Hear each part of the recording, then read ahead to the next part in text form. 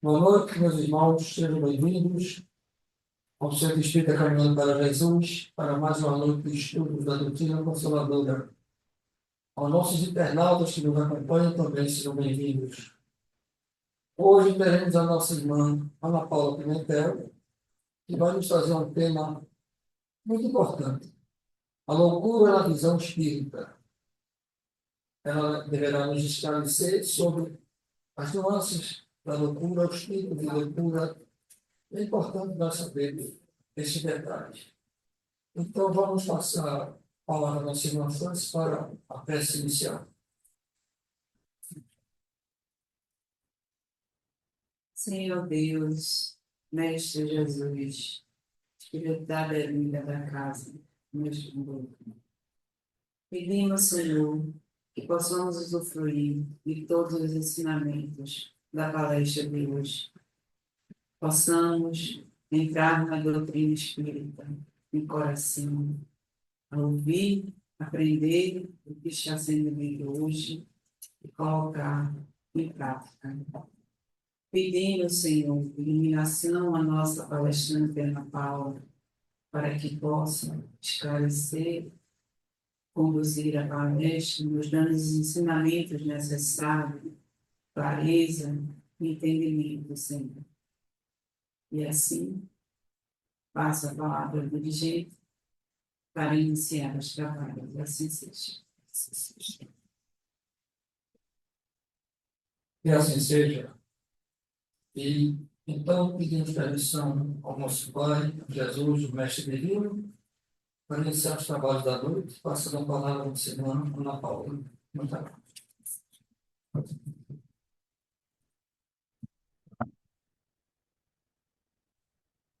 Minhas irmãs e meus irmãos, que a paz do nosso Mestre Jesus e que o amor maternal de Maria esteja com cada um de nós. Allan Kardec, em O Evangelho segundo o Espiritismo, no capítulo 5º, ele traz um estudo muito importante para a nossa compreensão, que ele intitula como o suicídio e a loucura. Kardec, como grande pedagogo que era, não uniu esses dois temas por acaso. Ele coloca o suicídio, ele coloca o estudo do suicídio junto com a loucura, porque são duas temáticas que estão intrinsecamente implicadas.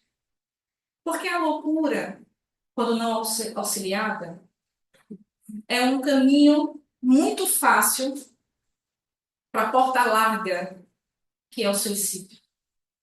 E da mesma forma, a ideia do suicídio se potencializa a partir de uma mente que se encontra perturbada. Então, são duas temáticas que estão muito próximas, juntas, difícil da gente dissociar uma da outra. Por isso, Kardec traz as duas juntas no estudo lá no Evangelho. Mas veja, ao mesmo tempo que são temáticas próximas demais, são temáticas igualmente densas demais para a gente fazer um estudo das duas em uma hora. Por isso que hoje a gente vai dar um enfoque maior numa conversa sobre a loucura, mas é claro que é impossível a gente falar sobre adoecimento mental sem que em algum momento a gente toque na questão do suicídio. Mas o enfoque de hoje é a loucura. Em outro momento, no futuro, a gente traz uma conversa sobre o suicídio. Só para ficar claro por que a gente está separando os temas, já que Kardec trouxe os dois juntos. Bom, eu entendo que o primeiro ponto de partida da gente é a gente entender o que é loucura. E eu estou usando um termo aqui que não se usa mais. A gente não fala mais loucura, a gente fala transtornos mentais. Eu só estou usando loucura porque é a nomenclatura que surge na codificação. Mas daqui a pouco a gente desbrava melhor isso. Mas o que é loucura? Se a gente for lá ver no dicionário, ele vai dizer para a gente que loucura é um distúrbio, é uma alteração mental, caracterizada pelo afastamento mais ou menos prolongado da pessoa do seu meio natural de agir, de compreender o mundo. Então, a loucura seria um afastamento, um distúrbio que faz com que a criatura, em graus diferenciados, se afaste da sua forma natural de agir, de se entender, de pensar o mundo e de se colocar no mundo de uma forma dita, e eu estou falando esse dita entre aspas, normal. Quais são as causas do adoecimento mental? Quais são as causas da loucura? Bem, tem várias. Tem causas biológicas, psicológicas, ambientais, sociais. Então, se a gente fosse trabalhar aqui todas as causas do adoecimento mental, a gente teria que parar num domingo de manhã para a gente fazer um seminário aqui e conversar de forma mais intensa. Como a gente só tem uma hora, para que fique uma conversa mais didática, mais fácil da gente compreender, eu vou dividir aqui duas causas. Mas eu quero deixar muito claro que essa divisão que eu estou fazendo é só para que fique mais fácil da gente entender. Não existe uma linha demarcatória segura sobre uma causa para outra. Estou dividindo aqui só para ficar claro. Tudo bem? Então, a gente vai dividir aqui as causas em dois grupos. Um grupo que é uma causa biológica e um grupo que a gente vai chamar de uma causa espiritual.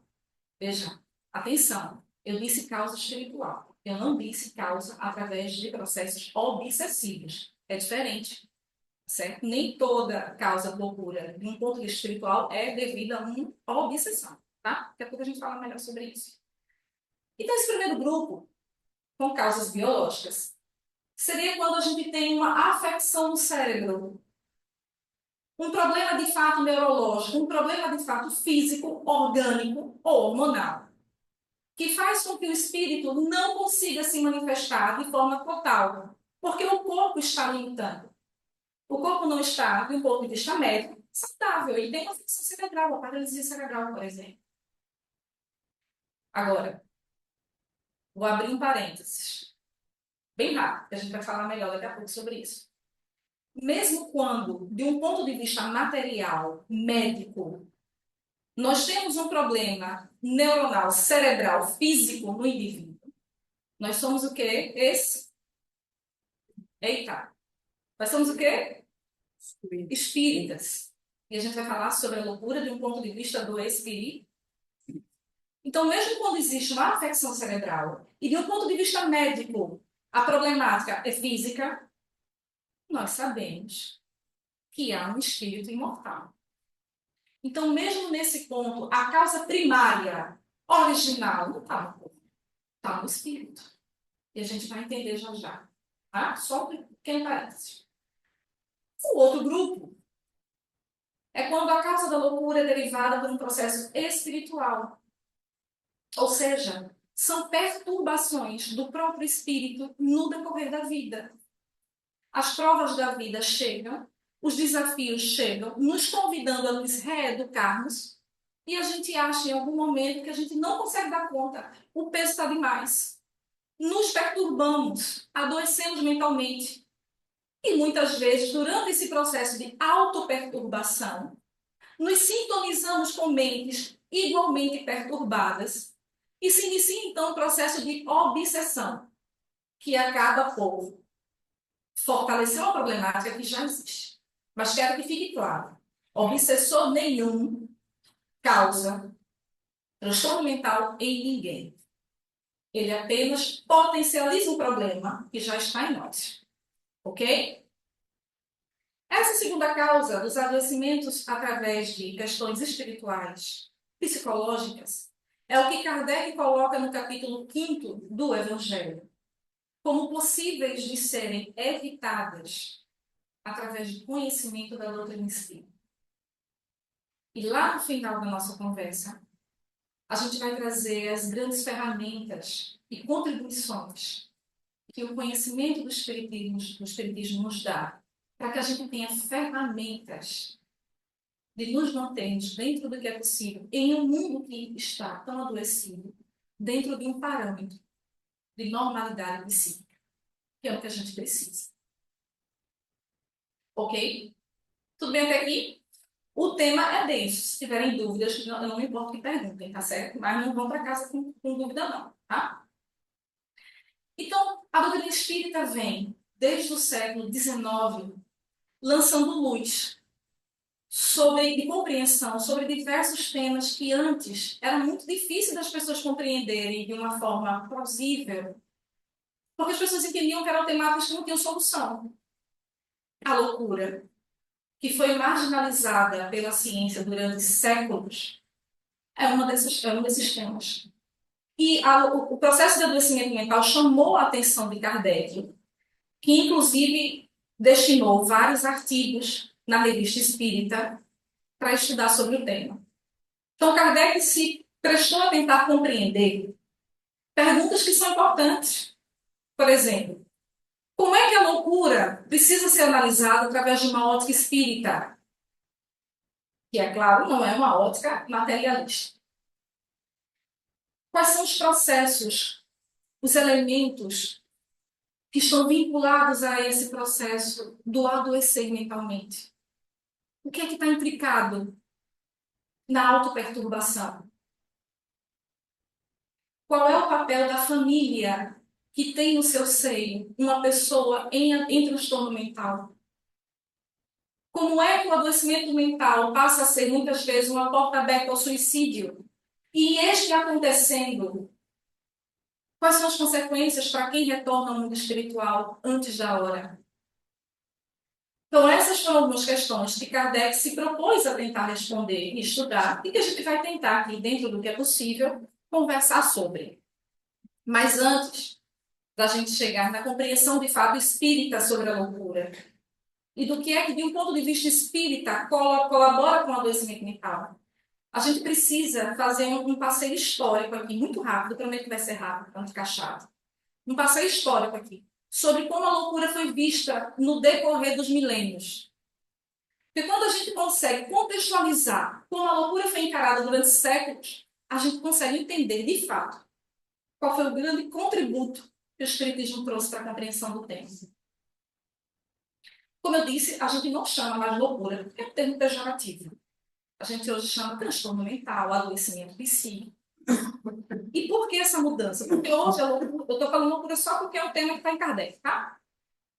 Porque hoje a loucura está sendo vista não só pela classe médica, mas pela sociedade de uma forma geral, de uma forma muito mais racional, muito mais humana, mas nem sempre foi assim. Existe um filósofo francês chamado Michel Foucault. Ele tem um livro fantástico que se chama A História da Loucura. Lá nesse livro ele vai fazer um paralelo muito interessante entre a loucura e a hanseníase, a antiga lepra. E ele vai dizer que basicamente na Idade Média a loucura passou a ocupar o lugar que era da lepra. E que lugar era esse? Exclusão, marginalização, preconceito. Não era assim que era visto o leproso? O Vale dos Leprosos era um lugar onde se depositavam, e o termo é esse mesmo, se depositavam seres humanos, segregavam as pessoas. E não foi o que ficou para os nossos hospícios. Então, Foucault vai dizer que em um dado momento da história, a loucura passou a ocupar o lugar de exclusão e marginalização da lepra, sendo alvo da brutalidade dos homens ditos normais. Passou a ser um espantalho que criou uma linha demarcatória entre o que é saudável e o que é insano. E a Idade Média, na Idade Média a gente vai encontrar uma sociedade muito perturbada, vendo magia, sortilégio, feitiçaria em todo canto. O povo se encontrava perturbado pelo medo dos tribunais da Santa Inquisição, criados pela Igreja Católica, que lançavam às fogueiras diariamente milhares de vítimas de processos cruéis, injustos, perversos. Nesse contexto de uma Idade Média adoecida pelo medo do oculto, a loucura passou a ser vista como uma força demoníaca. O louco era um endemoniado. E aí surgiram os movimentos de trepanação, que tentavam extrair a magia ou os demônios da mente daquele que se tornava insano. Mas aí chega o século XIX, e o século XIX traz um brilho muito além do brilho da codificação espírita, porque no século XIX que a forma da gente compreender a loucura começou a mudar. Foi a partir daí que ela passou, de fato, a ser um braço da psiquiatria, através dos esforços de um médico que é considerado o pai da psiquiatria, Felipe Pinel. Foi Pinel, que começou a desacorrentar os loucos e trazer a ideia de que não, o louco não é um endemoniado, o louco é um doente. E por ser doente, precisa ser objeto de estudo da medicina, para poder ser reinserido socialmente. Mas esse não foi só o único ganho do século XIX, porque o século XIX trouxe um ganho fantástico na compreensão do adoecimento mental, com o surgimento da psicanálise. E das grandes contribuições do seu criador, o médico austríaco Sigmund Freud. Freud foi um dos primeiros a falar sobre os conteúdos internos que provocam o adoecimento mental. Então, Freud disse, não são questões só neurológicas, biológicas. Há problemáticas internas, psíquicas, no adoecimento mental do indivíduo. E na maioria dos pacientes que ele teve a oportunidade de tratar, ele percebeu que o adoecimento mental estava vinculado às dores íntimas que todos nós temos. Nossas angústias, nossas monoideias, ideias obsessivas que a gente não consegue dar conta, estavam vinculadas aos desejos reprimidos, sufocados, e que a gente negligenciava esses desejos, e ao negligenciar, tudo aquilo que a gente tenta tirar da visão, olha, a gente precisa observar o que está doendo em nós. E se a gente tenta se cegar a isso, o corpo precisa te dar um sinal de que algo está errado para que você veja. E aí você somatiza, você adoece. A somatização é o corpo te chamando a atenção para que tu olhe aquilo que está incomodando e trate. Nós somos como panelas de pressão. Alguém já cozinhou com panela de pressão? Eita, deixa eu fazer. Alguém cozinha? Pensei que era só eu. A panela de pressão tem um pito ali em cima, não tem? Está ali por acaso? Por que a panela de pressão tem que ter um pito ali em cima? Para sair a pressão. Porque se a gente tira se aquele pito dá um problema, a panela não aguenta a pressão, ela explode. Nós somos panelas de pressão, a gente tem que ter um pito. A gente tem que ter um plano de escape. E se a gente negligencia as nossas dores íntimas, os nossos conflitos, não tenha dúvida, uma hora você vai explodir. Seja fisicamente, seja mentalmente. Então, Freud foi trazer essa realidade. Olha, tem demandas internas no processo de adoecimento mental. A gente tem que olhar isso. Então, foi um ganho enorme para a psiquiatria. Mas, porque sempre tem um mais. Muito embora as enormes contribuições freudianas para a compreensão do adoecimento mental, a visão de homem por parte de Freud ainda era a visão de um homem físico, material. Ainda não estava ali posto a questão do espírito imortal e sua bagagem reencarnatória. Então foi uma contribuição enorme, mas ainda era uma visão materialista da vida. A gente ainda ali não conseguia compreender o homem, e aqui eu estou falando do homem, gênero humano, de uma forma holística em suas várias matrizes. Faltava algo para que a gente pudesse compreender melhor. Então,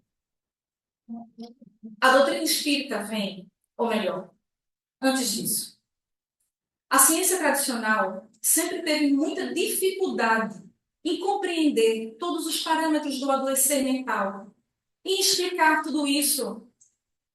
Como é que uma pessoa sã, em algum momento da vida, entra no estágio tal de adoecimento que perde a sanidade, surta?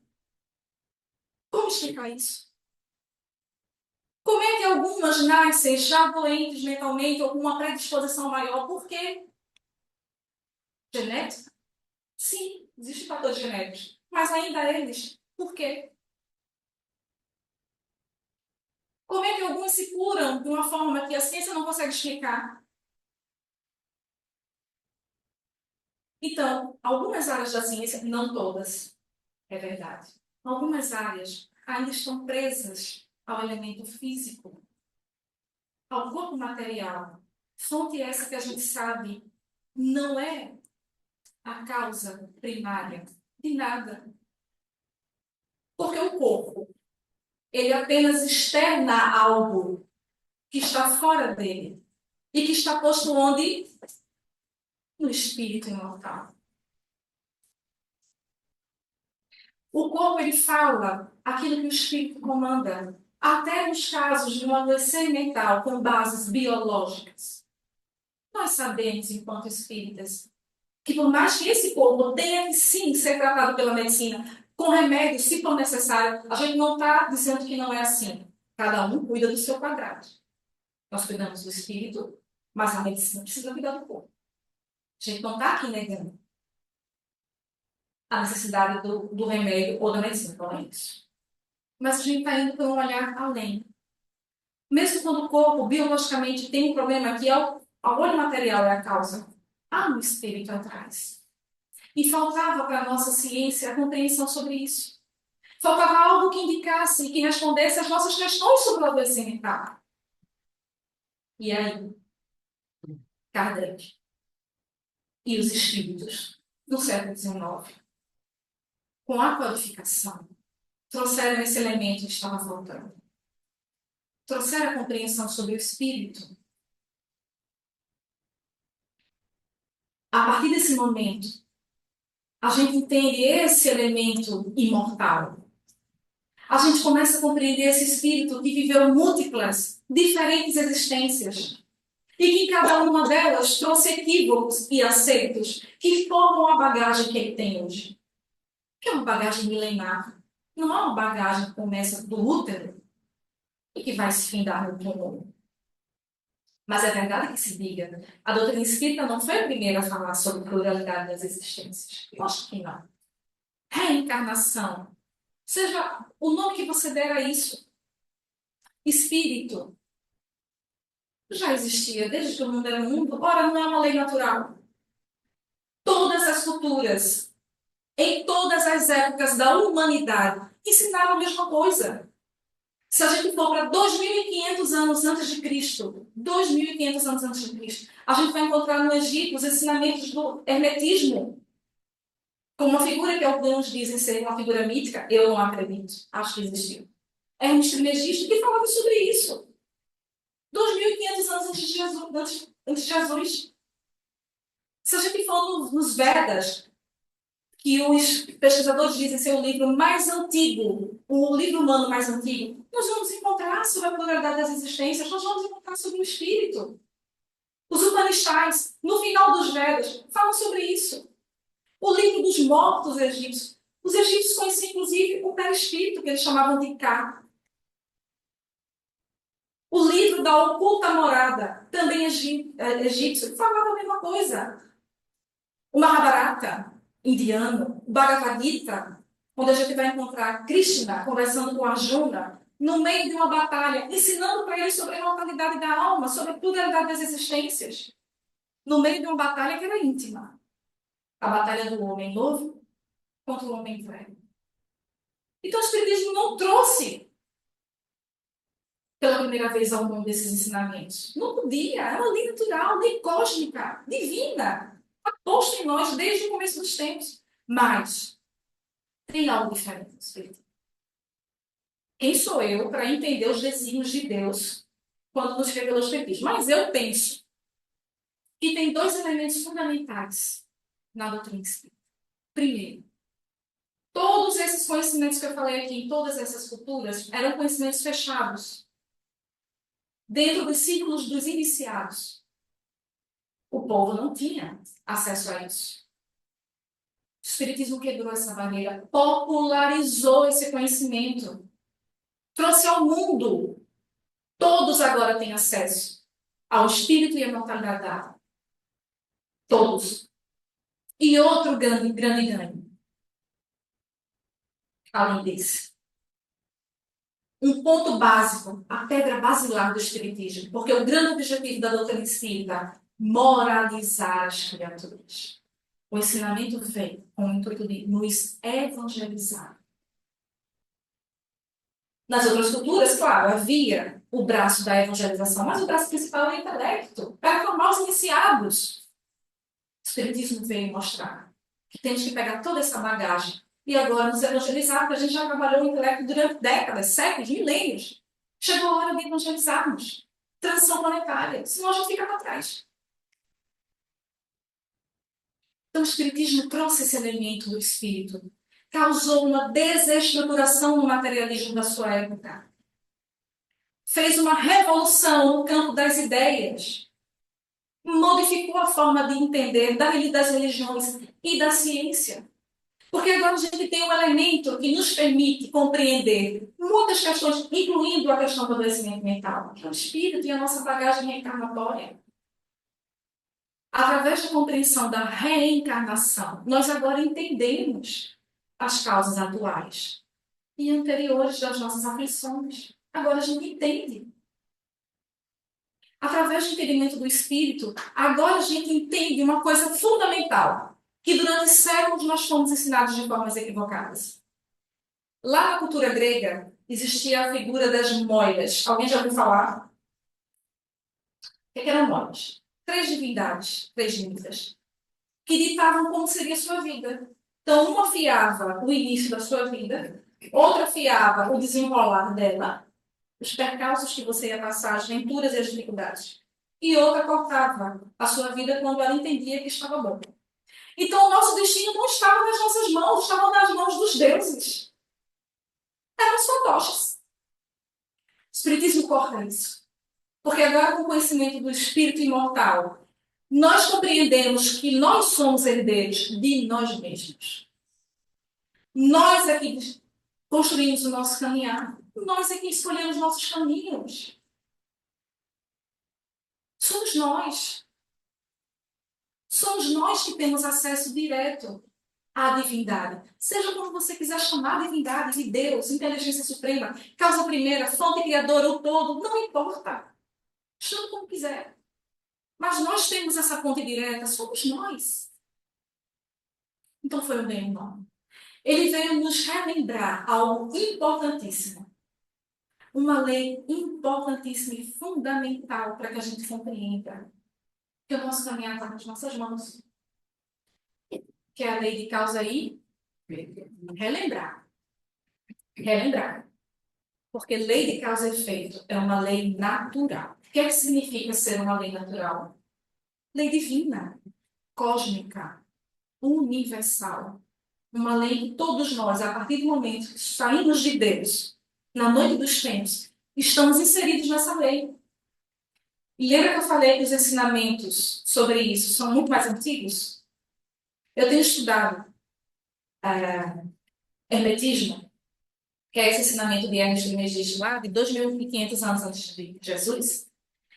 E esse sábio egípcio, ele escreve que haviam 7 leis. E se você compreender essas 7 leis, você compreende o universo. E aí ele sai trabalhando 7 leis curtinhas. E qual era uma dessas leis? Quem é que adivinha? Vocês são tímidos demais. Ah, não. Lei de causa e efeito. Então, a gente está sendo ensinado. Tirando por baixo aí, há 4.000 anos que a gente tem escutado isso. Porque era nós que estávamos lá. Era a gente que estava lá no Egito Antigo, era a gente que estava na Índia. Era a gente que estava nesse canto ninho. Ninguém tem a ilusão de que está sendo apresentado agora. Está sendo apresentado há muito tempo. Lei de causa e efeito. Mostrando para a gente que nós estamos construindo a nossa vida minuto a minuto. Temos agora a vida que plantamos ontem. E teremos amanhã a vida que a gente está plantando agora. Lei para todos. Jesus ensinou isso. Já falei aqui isso em outra oportunidade, em outra palestra. Poderia ser preso. Os soldados romanos chegaram para dar voz de prisão. Pedro se desespera. Tira a espada, a faca, e corta a orelha do soldado romano que estava dando voz de prisão a Jesus. E o que é que Jesus diz?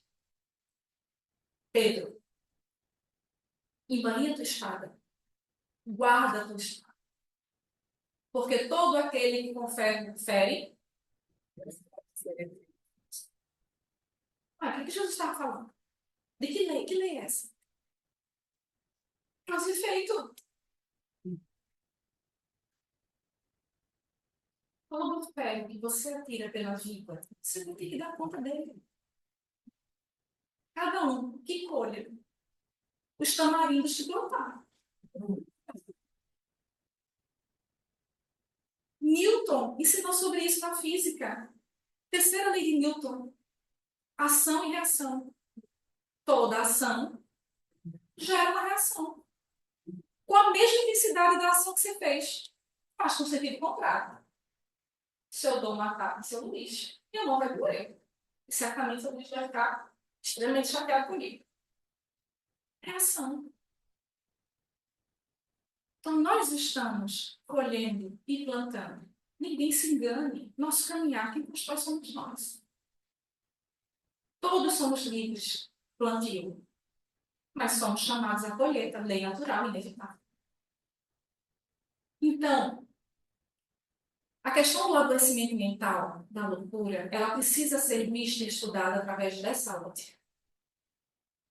Não existe acaso. Deus, como dizia Einstein, Deus não joga dados. O que bate na nossa porta é aquilo que a gente precisa dar conta. Não existe reação sem ação. Não existe efeito sem causa. Tem que ter uma causa. Tem que ter uma causa para o adoecimento mental, inclusive. Tem que ter uma causa. Mas quais são as causas? Cada caso é um caso. Mas a gente pode trazer algumas aqui que a gente pode pensar como possibilidades. Suicídio. Um envolvimento exagerado com a vida mundana. Um progresso intelectual em detrimento ao progresso moral. Um mau uso da nossa inteligência. Porque imagine uma pessoa extremamente inteligente e que usa sua inteligência para o mal.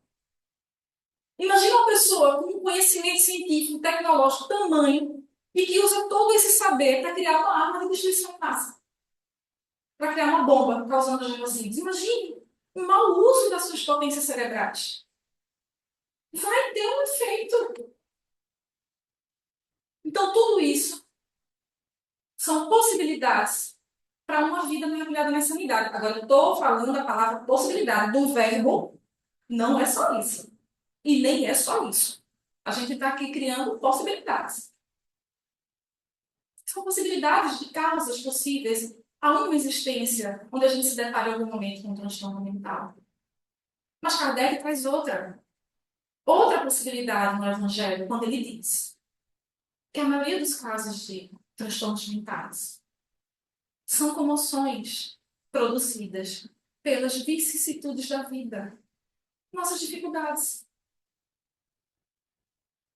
Como eu disse no começo, a prova da vida chega, a dor chega, porque chega para todo mundo, a gente está no mundo de provas e expiações. A dor vai chegar. Em algum momento a dor vai chegar, para mim, para você, para todos nós. E a gente se perturba. A gente não consegue dar conta, a gente acha que o peso está maior que o nosso ombro.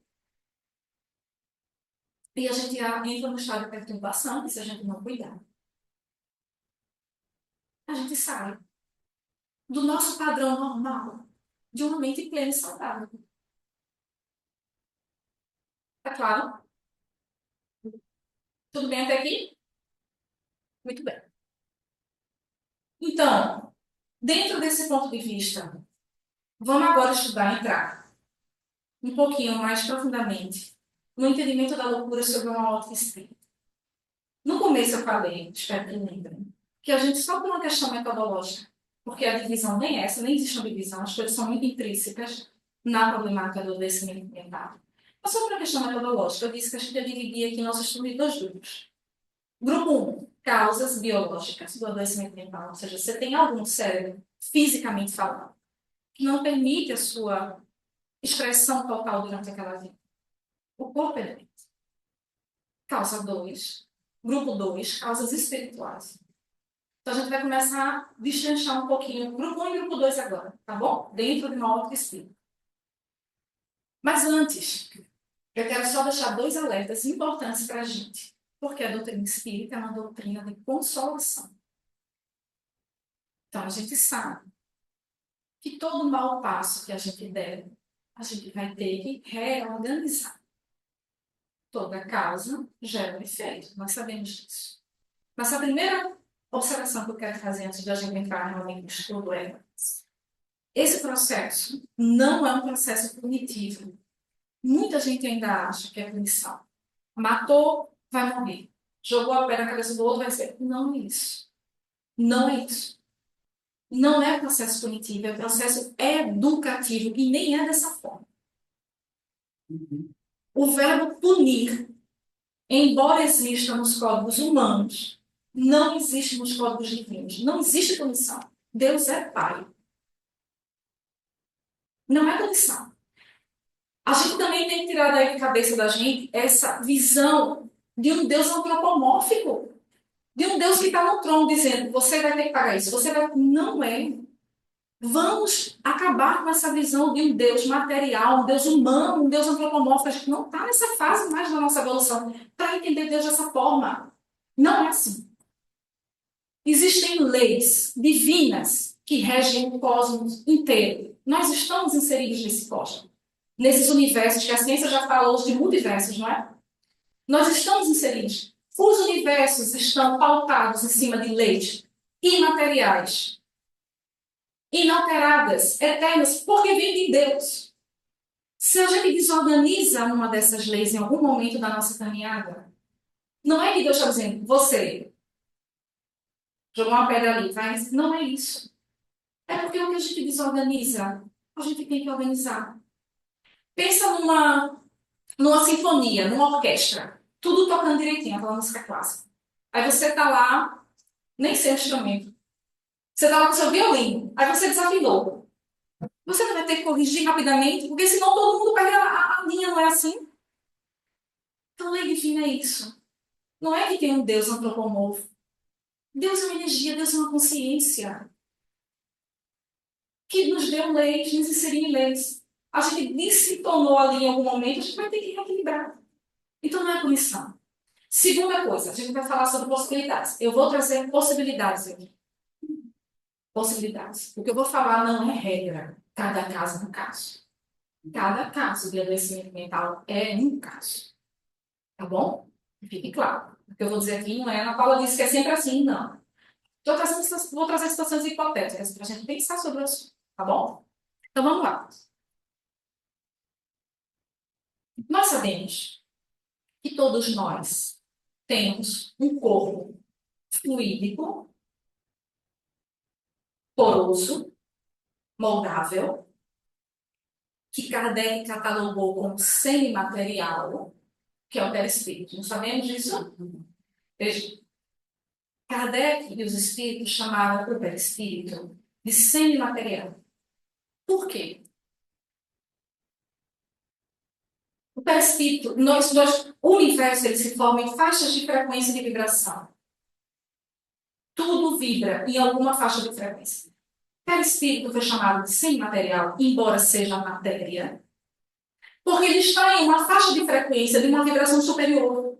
Então, ele não vibra tão grosseiramente quanto o corpo físico. Ele não está na faixa de frequência do corpo físico. Ele vibra em outra sintonia. Por isso ele chama de semimaterial, porque é um corpo mais etéreo, fluídico, menos denso do que o corpo carnal. Pensa assim, água, H2O, não é assim? Se você congelar a água, um blocão de gelo, você consegue pegar nesse gelo? No bloco de gelo? Se eu tacar na cabeça de alguém, machuca, não machuca? Machuca. É H2O. Mas está ali denso. As moléculas não estão vibrando direito, está tudo ali apertadinho. Derreta esse bloco de gelo, você vai encontrar água em que estado? Líquido. Deixou de ser água? Deixou de ser H2O? Se você tacar 1 litro de água na cabeça de alguém, vai machucar? Vai molhar. Vai machucar? Está vibrando, as moléculas ali de hidrogênio e oxigênio estão vibrando em outra faixa de frequência, mais rápida.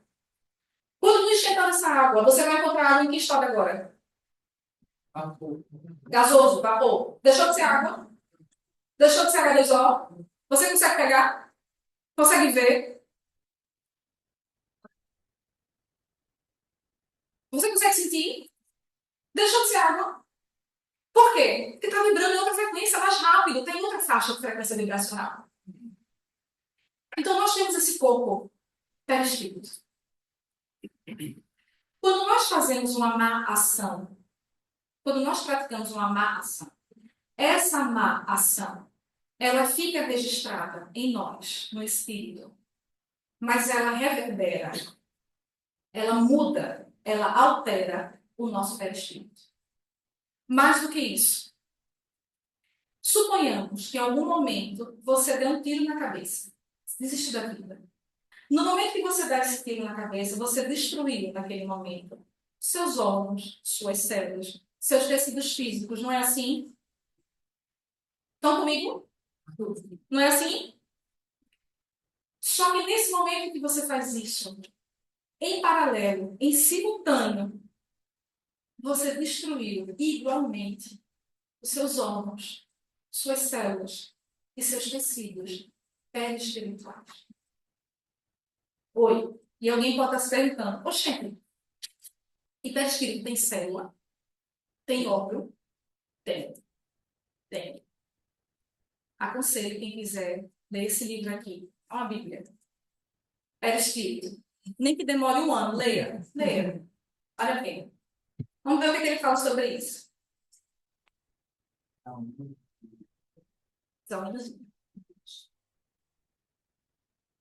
Assim como a luz, a matéria vibra, foi o que a gente falou. Não é? Tudo vibra. Tudo vibra. Tudo é energia. A matéria vibra. Quanto maior a frequência de vibração, menos densa e mais sutil essa matéria será. Continua sendo matéria. Mas menos densa, mais sutil, mais etérea. Tem-se então que o perispírito, designado pelos espíritos como sendo matéria sutil, o que eles chamam de semimatéria, assim se apresenta porque mais sutil, porque necessariamente ele vibra o perispírito numa frequência mais elevada que o corpo denso. Ele está vibrando em outra faixa vibracional. Apresentando, no entanto, célula, tecidos e órgãos a servirem no processo da reencarnação como matrizes dos correspondentes biológicos em outra dimensão vibratória. Então, o perispírito tem célula, tem órgão, tem tecido, que é a matriz biológica do teu novo corpo físico, onde tu vai reencarnar. Tá claro? Ok? Tá. Quais são as consequências disso? Como ele disse aqui, e como nós sabemos, o perispírito, uma das funções do perispírito, que não é só essa, uma das funções é ele ser o organizador biológico do corpo humano no processo de reencarnação. Vamos voltar aqui, recapitular bem rápido, porque o tempo corre. Aquilo que dos espíritos está dito, que é no momento da concepção que o espírito reencarnante se liga ao novo corpo físico de formação, certo? Essa ligação é feita molécula a molécula, célula a célula, do zigoto, do corpo, com o espírito. Mas o espírito vibra em outra faixa muito sutil, onde não consegue acessar a matéria. Precisa de um intermediário mais denso que consiga acessar a matéria, perispírito. Então, a ligação é feita com o perispírito para o corpo. Mas suponhamos, no exemplo que nós demos, você, em algum momento, deu um tiro na cabeça lá atrás. Quando você fez isso, você voluntariamente destruiu os seus órgãos cerebrais. Não destruiu? Mas, em paralelo, você fez o que também? Prejudicou. Desestruturou a sua região cerebral, do seu perispírito. E aí você vai reencarnar. Momento da concepção. Vamos fazer a ligação molécula a molécula, célula a célula, tecido a tecido, do teu perispírito, com um novo corpo em formação. Mas o seu perispírito está danificado. Porque você danificou voluntariamente, de forma rebelde contra as leis de Deus. E no momento em que forem fazer a ligação fluídica, o molde, que é o perispírito, está danificado. E vai gerar uma cópia de que forma? Danificada. Entendem? Tá claro? Agora, é punição? Não. Ao contrário, minha gente. Esse processo é a misericórdia divina. É a misericórdia divina. É o amor de Deus por você. Permitindo que a mácula que você traz no íntimo vá para fora. É um processo de cura. Porque toda cura é de dentro para fora. Não existe cura de fora para dentro. Toda cura é de dentro para fora. Como assim? A gente precisa reorganizar o seu perispírito, que você, voluntariamente, no momento de rebeldia, desorganizou. A gente precisa tirar as máculas de um livre-arbítrio que foi mal utilizado. A gente precisa pegar toda essa problemática interna do que você desestruturou e jogar para fora. Mas para fora onde? Para o corpo. Então, quando aquela mácula sai do teu íntimo, de você, do perispírito, e vai para o corpo, é um processo de cura. É você jogar para fora. Porque agora o perispírito está conseguindo se moldar. É o corpo que agora, durante aquela vida, ou um pedaço daquela vida está doente. Mas veja, eu não sou o corpo. Eu sou o espírito. O corpo é uma veste que eu tenho hoje, amanhã não terei, terei outro diferente.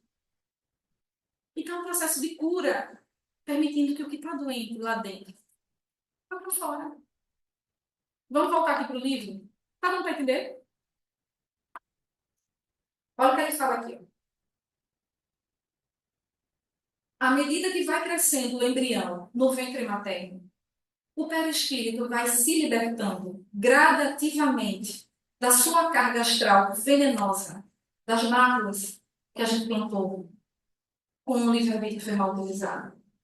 Que se transfere, então, para o organismo em formação, para o zigoto. Em certos casos, o encarnado drena com tanta violência o conteúdo tóxico do perispírito que já nasce com as problemáticas congênitas. Em outros, essa problemática se desenvolve durante a vida. Deu para entender? Por que acontece de alguns nascerem com problemáticas físicas? Não existe acaso. Somos herdeiros de nós mesmos. Mas, repito, é o processo de cura. É o amor de Deus. O corpo é um momento. É um ponto na eternidade. Nós somos espíritos. Tá claro? Agora, tem três coisas importantes aqui. Primeira coisa. Vou repetir o que eu falei. Corpo doente, objeto de cuidado da medicina. Medicina. Precisar tomar remédio, vamos tomar remédio, vamos aos cuidados médicos. Mas eu sou espírita, ok, nós vamos tratar o lado espiritual. Mas o corpo você vai precisar tratar com os médicos. Um tratamento não exclui o outro. São coisas que precisam caminhar juntas. Tá bom? Mesmo que a gente tenha uma visão espírita, que a gente sabe que o foco principal está no espírito, vamos tratar do corpo. Que fique claro. Tá? Segundo ponto. Não quer dizer, eu dei o exemplo aqui do tiro na cabeça, agora quer dizer que todo caso de uma criança que nasce com um problema cerebral é porque foi um suicida? Não. Não. Foi um exemplo que eu dei. Não é assim para todo mundo. Cada caso é um caso, cada planejamento reencarnatório é um planejamento reencarnatório. Nós temos demandas muito singulares. Só dei um exemplo. Nem todo caso é suicídio, nem todo caso é um tiro na cabeça. Foi um exemplo. Ah, mas qual é a causa do meu filho? Não sei. Eu tenho filho com paralisia cerebral. Eu tenho um filho que vai fazer 7 anos agora em março. Cardíaco, tem paralisia cerebral e é autista. Grau de suporte 3. Quem entende sabe. Qual é a causa? Não sei. Eu estou lá para dar amor. Dou amor, cuido, faço tudo. É meu Peter Pan. O nome dele é Pedro, eu chamo ele de Peter Pan, porque vai ser realmente uma criança para sempre. Não sei qual é a causa, não sei o que Pedro fez. Mas eu sei de uma coisa. Tem uma causa. E sei de outra coisa, eu estava implicada. Porque senão não tinha vindo meu filho. Mas qual é a causa? Não sei. Ah, foi um exemplo que eu dei. Terceiro ponto. Veja, é muito difícil para mim, olhando, eu estou olhando para vocês olhando para baixo, eu tenho tanta coisa para falar, é muito difícil para mim, em uma hora, explicar esse processo. Eu estou dando aqui uma síntese da síntese. Eu estou fazendo aqui uma receita de bolo. Farinha, ovo, leite, bateu. Não é assim. Não é assim. Tem muitas outras coisas implicadas nisso, tá certo? tem algo que a gente chama de corpo mental, que André Luiz fala. A tua mente também modela teu perispírito. E assim como o perispírito é o organizador biológico do corpo, a tua mente é o organizador biológico do teu perispírito. Então tem muitas outras coisas. Eu estou fazendo aqui uma coisa sintética. Se a gente for estudar mente, é outra, a gente precisa marcar aqui um salto, falar que a gente marcar um salto na mente e vir para cá, porque aí a gente precisa estudar esse livro aqui. Mais importante do que o outro. Perispírito e suas modelações. Estudem esse livro para entender o processo de adoecimento mental e outras problemáticas. Aqui explica com riqueza de detalhes. Corpo mental. Perispírito. Estudem. Porque o que eu não posso falar em uma hora aqui está contigo. Tá? Veja que está todo marcadinho. Todo capítulo marca uma coisa. Tá? Então, eu estou dando aqui receita de bolo. Na vida real, não é receita de bolo. Certo? Ok? Eu ia contar uma história, mas não vai ter tempo de eu contar a história. Então, eu vou passar adiante, porque senão a gente não chega na parte espiritual, que é importante. Veja, existem outras questões. Nem tudo é biológico. Há aquelas pessoas que caminham de uma forma saudável pela vida. Tudo ok, caminhando dentro da normalidade do possível. E em algum momento, as pessoas se perturbam. Causas espirituais. Não necessariamente obsessão. Eu não sou espírito? Se eu me auto-perturbo, não é uma causa espiritual? Nesse livro aqui, No Mundo Maior, André Luiz, psicografia de Chico Xavier. É um livro que ele destina ao estudo do adoecimento mental. Cada livro de André Luiz, ele estuda uma temática. Esse livro é o processo de loucura do adoecimento mental. Nesse livro, André Luiz é guiado pelo espírito de Calderada. Tem um capítulo aqui, que é o capítulo 16, que é um capítulo que ele intitula de Desalienados Mentais. Calderaro vai dizer para André Luiz que a maioria massiva dos casos de transtornos mentais no mundo não é de um problema originário, físico, orgânico. Não é porque o cérebro tem essa ou aquela questão e está impossibilitando a expressão do espírito. A maioria massiva dos casos de transtornos mentais no mundo, segundo Calderaro, são processos obsessivos, que ou o espírito perturba a si mesmo diante das provas da vida, ou se deixa perturbar pelos desafetos espirituais. Então, a maioria massiva é obsessão. Mas volto a dizer, obsessor nenhum cria uma loucura na sua cabeça. Ele reforça a problemática que você se deixa perturbar. Tá bom? Então, ele vai dizer isso. Ele traz aqui uma coisa importante. Porque ele vai dizer que o nosso cérebro físico, ele é como se fosse, ele usa uma metáfora, ele é como se fosse uma casa de 3 andares. Então, nós temos no mesmo cérebro passado, presente e futuro. O sistema nervoso, ele vai dizer que é onde estão os nossos arquivos do passado, nossos atavismos, nosso comodismo diante daquilo que a gente já está sendo e atuando há milênios. Tudo que já fomos, tudo que já é cômodo para a gente. Nossos comportamentos atávicos, sistema nervoso, passado. Córtex motor, presente. Nossas conquistas atuais, nossa força de vontade, lobos frontais, nossas potencialidades do amanhã, nossa genética, nosso código de DNA que a gente ainda nem ativou. Então ele diz, nós temos passado, presente e futuro em nós. E qual é o grande desafio? O grande desafio da vida, de todos nós. Não nos permitimos retornar ao lodo do que já fomos. Fazer um esforço para, durante a vida, a maior parte possível, nos mantermos conectados com Deus, com a espiritualidade superior, conectados ao que nós vamos vir a ser, sob o risco e a pena de adoecermos mentalmente, se a gente se permitir voltar a respirar os mesmos ares viciados das antigas e equivocadas versões de nós mesmos. Então, toda vez que a gente se entrega a pensamentos menos dignos, a raiva, a ódio, a vingança, a gente está fazendo um mergulho lá atrás, no que a gente já sabe como, já sabe ser, e no que a gente já sabe que a gente não deve mais ser. E eu lembro sempre de uma frase que uma vez eu escutei, que eu achei uma frase incrível, achei fantástica. A frase diz assim: eu sou uma dupla em mim. Eu sou um anjo montando guarda da fera que ainda habita em mim. Então, que a gente alimente esse anjo, potencialize esse anjo, porque se o anjo dorme, a fera vem. E vem com força, porque a gente já sabe ser fera. Olha quantos meninos que a gente está sendo fera. Então, que a gente alimente nossos anjos. Que a gente transite na parte superior.